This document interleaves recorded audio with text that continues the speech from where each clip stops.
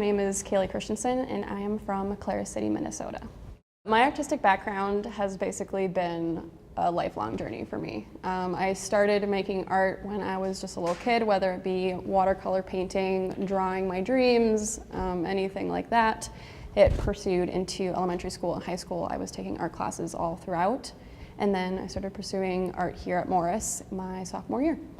Art gives me a mode of expression, primarily. It is a process where I can use my hands to translate that into ideas that I have, and it gives me a great just outsource of energy too. The mediums I work in vary across all spectrums of art. I do a little bit of everything, but primarily here at Morris, I've been focused on photography mostly, a little bit of painting, and then screen printing is my main medium that I work with. The way they intercorrelate with each other is a little interesting. So my photography is more abstract in content. It's a little bit more explorative in the themes that I'm working with, whether it be more melancholic, whether it be portrait work that I'm doing. And then my screen printing is much more pictorial in nature. It's more, I guess, concrete, tangible for the consumer or audience to see. What I enjoy about these mediums is the way that I'm able to be really meticulous and articulate with my mediums in screen printing. It's a very tight process, so I'm able to get some of my perfectionist energy out that way. In photography, it's much more loose for me in that way, but it is still a very organized process.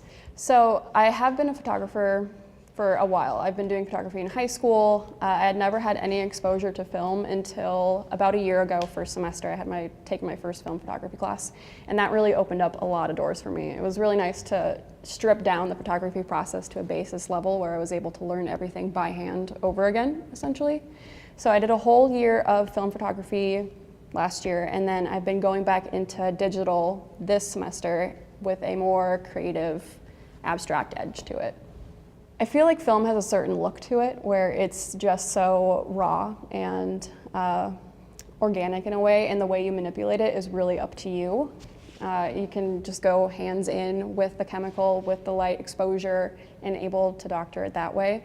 And you can also work with transparencies too, where you can kind of fool the audience into thinking it was a digital manipulation, but it was all done by hand. So that kind of process has been really fun for me, and it really did open up a lot of doors last year for me too. Things that inspire my work are tattoo-related themes, so I'm really into the tattoo community, so I will draw a lot of inspiration from that. Artists around me really inspire me too, ones that I follow on social media, online, illustrators. I'm also really inspired by nature, plants, an earth tone-based color palette, and just general concepts like that. The way I approach my project is a very organized one, so I have kind of a whole formula that I follow. Usually it starts with some reflection, just deciding what I want to put, or what I want to put into the piece, what I want it to be about. I'll usually spend a lot of time doing that. And then it goes into the drawing phase, if I'm doing a screen print in particular. So I will draw the whole thing out, usually layer by layer on a device like an iPad or even just like pen and paper. And then I'll bring it to a computer, translate it into Photoshop, and have all the layers printed out. So it's a very systematic process, especially when I put stencils into screens for screen printing. It's pretty formulated at this point, so it makes the process pretty simple. I would say since coming to college and being more of a formal study for me, it's gotten a lot more intentional. The reasoning behind my work has become a lot more substantial, contemplative, well-developed.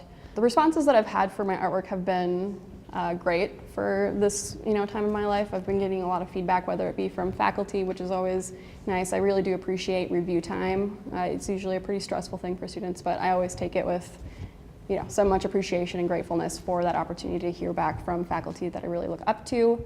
Also just general public. I do have an Instagram account where I pose a lot of my artwork on, and I've actually been getting recognized for it just in general in life from people I don't know, which is always really flattering and really surprising too. The best piece of advice I've been given is just, it might sound a little traditional, but just to follow your call and what you're destined to do. Like I was talking about with my freshman year self, my 18, 19-year-old self, I really wasn't sure what I was supposed to do or if this was like the right choice practically, or what was going to be next for me, but it really is just about following what you are supposed to do. And so if that's just to make art and, you know, exist that way and reach people that way, then that's great. And that's what I feel like my calling is. So. I love the aspect of giving people a piece of artwork that they can have, you know, forever. I have a couple friends that have had my drawings tattooed on them, and that's just the greatest feeling. And just even within my own experience of getting tattooed, I love collecting artwork from different people. It's such a fulfilling experience for me, and to be able to give that to somebody else is just something that really draws me to it. Some advice I'd like to give any, you know, young artist, someone maybe that's just going into art for the first time, feels the call to it, is you're gonna have a lot of experiences within it. You're gonna be filled with self-doubt. You're gonna be filled with times where you're not really sure what you're doing or where you're going or where your art is taking you. You might have dry spells, but the thing is to really persevere through it and to go through it. And you will have these awe-inspiring moments where things will change for you. Doors will open up and everything will feel like it's falling into the right place at the right time. But you just need to like work through those struggles because we all have them. Even outside of the art field, they're always going to be there. But yeah, that would be my biggest piece of advice. I wish I had somebody telling me that all the time, even now, so. Visit pioneer.org/postcards to catch up on missed episodes and to find out more about your favorite segments.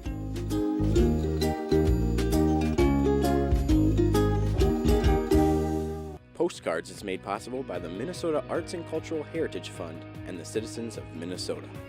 Additional support provided by Margaret A. Cargill Philanthropies, Mark and Margaret Yackel-Julien on behalf of Shalom Hill Farms, a retreat and conference center in a prairie setting near Windham, Minnesota. On the web at shalomhillfarm.org. Alexandria, Minnesota, a year-round destination with hundreds of lakes, trails, and attractions for memorable vacations and events. More information at explorealex.com.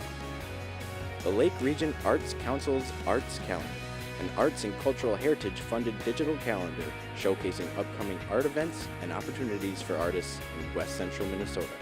On the web at lrac4calendar.org.